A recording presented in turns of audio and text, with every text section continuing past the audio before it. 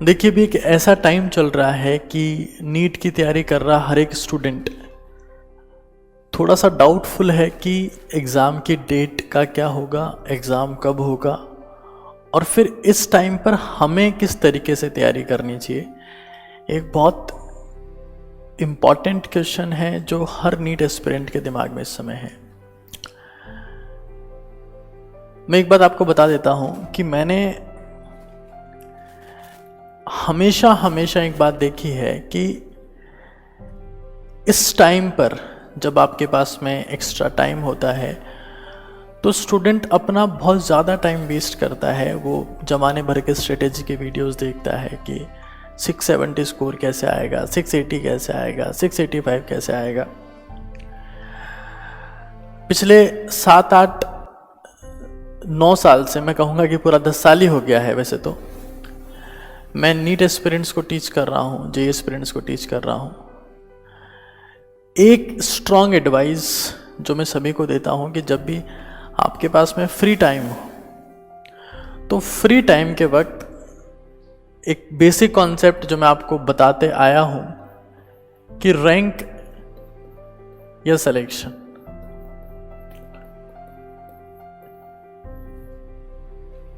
इन दोनों की तैयारी उस वक्त होती है जब बाकी लोग तैयारी नहीं कर रहे होते हैं। अभी वो टाइम चल रहा है जब 90% जनता, 90% स्टूडेंट्स तैयारी को क्विट कर चुके हैं, या कर भी रहे हैं तो थोड़ा बहुत पढ़ लिया, मन किया तो पढ़ लिया, वरना नहीं पढ़ा। अभी इस टाइम पर जब आपके पास में फ्री टाइम है, नीट फॉर्म और सब प्रोसीजर स्टार्ट नहीं हुए हैं और डेट को लेकर भी असमंजस है, आपको करना क्या होता है इस टाइम पर, फिर से एक बहुत बेसिक सा तरीका जो आपको अप्लाई करना है वो ये कि आपको रिवीजन को मैक्सिमाइज करना है।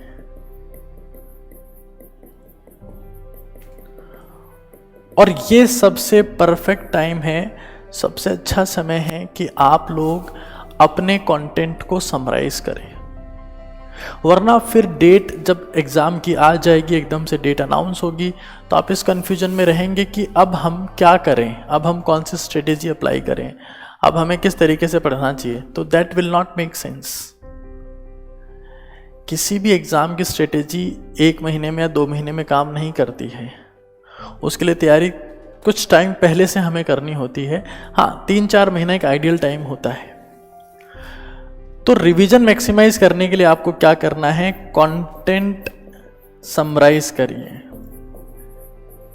ये कंटेंट आपका जितना ज़्यादा समराइज्ड फॉर्मेट में होगा, ठीक है, कंटेंट जितना ज़्यादा समराइज्ड फॉर्मेट में होगा, आप उतना ही ज़्यादा अपना रिवीजन मैक्सिमाइज कर सकते हैं। और मैं हमेशा कहता हूँ, the 1 page strategy, 1 page concept, 1 page concept, कि आपके पास में जो भी कंटेंट है, किसी भी चैप्टर को आपने पढ़ा है, चाहे वो फिजिक्स का चैप्टर हो, चाहे वो केमिस्ट्री का हो, चाहे वो बायोलॉजी का हो, उसको आप 1 पेज में कन्वर्ट करें। वो 1 पेज आगे पीछे हो सकता है। जैसे आप उसे 1 पेज में कन्वर्ट करते हैं तो आपको एक एक्सेप्शनल कॉन्फिडेंस फील होगा कि हाँ, अब ये चैप्टर मुझे आता है और मैं जब चाहूँ तब इसे रिवाइज कर सकता हूँ। Content summarisation is the most important thing that every topper और every successful aspirant does, because ये मैं इसके लिए बहुत बार मैं आपको बता चुका हूं कि आपका रैंक या सिलेक्शन डायरेक्टली प्रोपोर्शनल टू होता है रिवीजन के, या फिर आप कह सकते हो रिटेंशन के, कि आपके दिमाग में, आपकी खोपड़ी में कितना कॉन्सेप्ट जमा हुआ है, कितना कंटेंट आपको याद है। और इनवर्सली प्रोपोर्शनल टू होता है रिसोर्सेज के, तैयारी करने के रिसोर्सेज के। तो आप तैयारी करने के रिसोर्सेज को जितना ज़्यादा बढ़ाते जाओगे, आपके सिलेक्शन के और रैंक अचीव करने के चांसेस कम होते जाएंगे। आपको करना क्या होता है, रिवीजन या रिटेंशन को इंक्रीज करना होता है। रिटेंशन तो रिवीजन से इंक्रीज होगा, और इसको आपको हमेशा कम करने पर ध्यान देना है। तो इस टाइम पर हम लोग क्या करेंगे, इस टाइम पर हम लोग 1 पेज कॉन्सेप्ट, कि कोई सा भी चैप्टर हो, चाहे फिजिक्स हो, चाहे केमिस्ट्री हो, चाहे बायोलॉजी हो, अभी हमारे पास में फ्री टाइम है जब तक डेट्स डिक्लेयर नहीं हुई है, क्योंकि जब डेट डिक्लेयर होगी तो उसके बाद भी आपके पास में 2-3 महीने का टाइम होगा, है ना।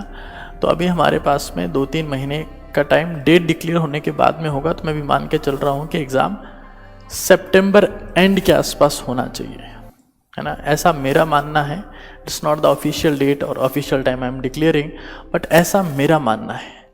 तो 1 पेज कॉन्सेप्ट है, किसी भी चैप्टर को 1 पेज में कन्वर्ट करने की कोशिश करिए। देखिए, ये सबसे इंपॉर्टेंट चीज़ है उस एग्ज़ाम के लिए जो एग्ज़ाम 720 नंबर का हो और जिसकी कट ऑफ 600 से ज़्यादा जाती हो। इस दौरान सिर्फ एकमात्र आपका सहारा है ये, मैक्सिमाइज द रिवीजन। और आपको लगता है कि आप उस कंटेंट को मैक्सिमाइज नहीं कर सकते, तो जो एनसीईआरटी निचोड़ बुक्स हैं, हाँ आपने सुना होगा, हिंदुस्तान का हर बच्चा लगभग उन्हें यूज़ कर रहा है, पढ़ रहा है, तो आप वो बुक्स यूज़ कर सकते हैं। उनमें कंटेंट को बहुत बेटर तरीके से समराइज़ किया हुआ है, और इवन अमेजोन पे नंबर 1 रैंक बुक हैं अभी नीट की तैयारी के लिए वो।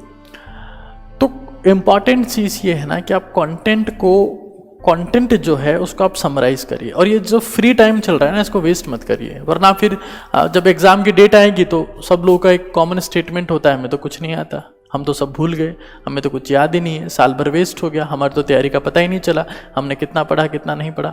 इस पे ध्यान दीजिए। हाँ, एक बात। दूसरी बात ये, be exceptionally selective, be exceptionally selective for resources.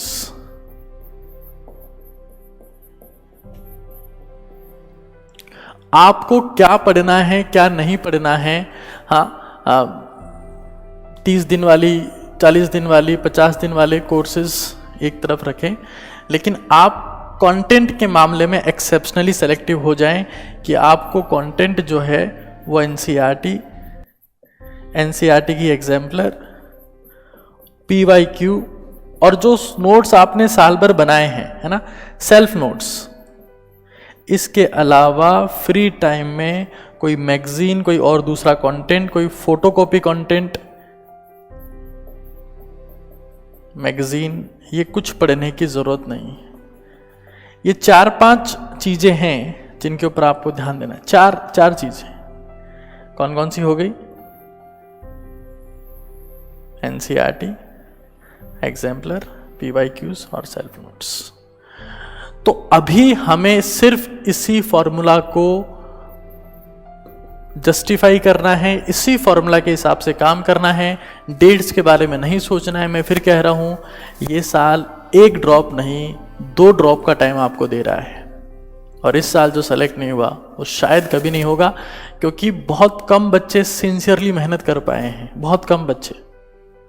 आप अगर थोड़ा सा भी सिंसियर, और मैं तो चाहता हूं हिंदुस्तान का जो भी बच्चा मेरे से कनेक्टेड है, चाहे दूर से हो चाहे पास से हो, वो खुद की मैक्सिमम परफॉर्मेंस दे पाए, ये सिर्फ मेरा उद्देश्य है। मैं चाहता हूं कि जो बच्चा इस साल ड्रॉप ले रहा है, जो बच्चा तैयारी कर रहा है, वो इस साल इतनी जबरदस्त तैयारी करे कि अगले साल उसे ड्रॉप करने की जरूरत ना पड़े, और बाई लक उसे करना भी पड़ जाए तो ऐसे स्टेज में रहे कि उसका टॉप रैंक ही आए। हाँ, तो कंटेंट को मिनिमाइज करना है और रिवीजन को मैक्सिमाइज करना है। रिवीजन और कंटेंट इनवर्स में है। अगर आपके पास में 10-15 रजिस्टर्स भरे होंगे तो आप कभी भी रिवीजन को मैक्सिमाइज नहीं कर सकते। तो समझिए, this is the most important. खाली टाइम है, मत गवाओ।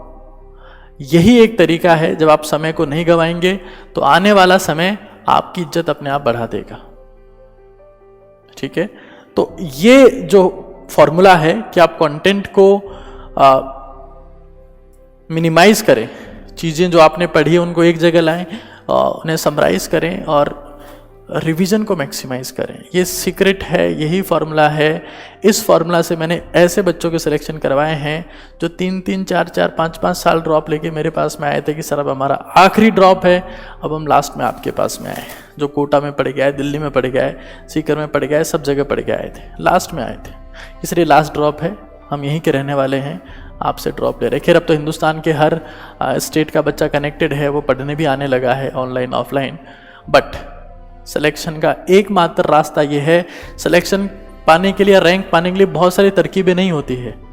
हाँ, ऐसा कहा जाता है कि अगर किसी बीमारी के 1000 ट्रीटमेंट है, इसका मतलब उस बीमारी का कोई ट्रीटमेंट नहीं है।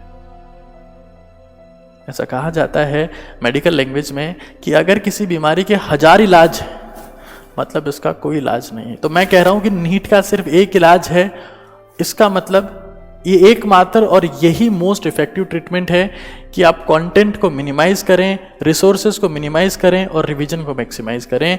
फ्री टाइम का यही तरीका है। 1 पेज कॉन्सेप्ट का आप अप्लाई करें कि आपको हर चैप्टर को 1 पेज में कन्वर्ट कर देना है। उसके बाद आपका जो कॉन्फिडेंस लेवल होगा वो अपने आप एक्सट्रीम पे चला जाएगा और आप वो कर पाएंगे, वो रिजल्ट आप ला पाएंगे जिसकी उम्मीद आपने भी नहीं की थी।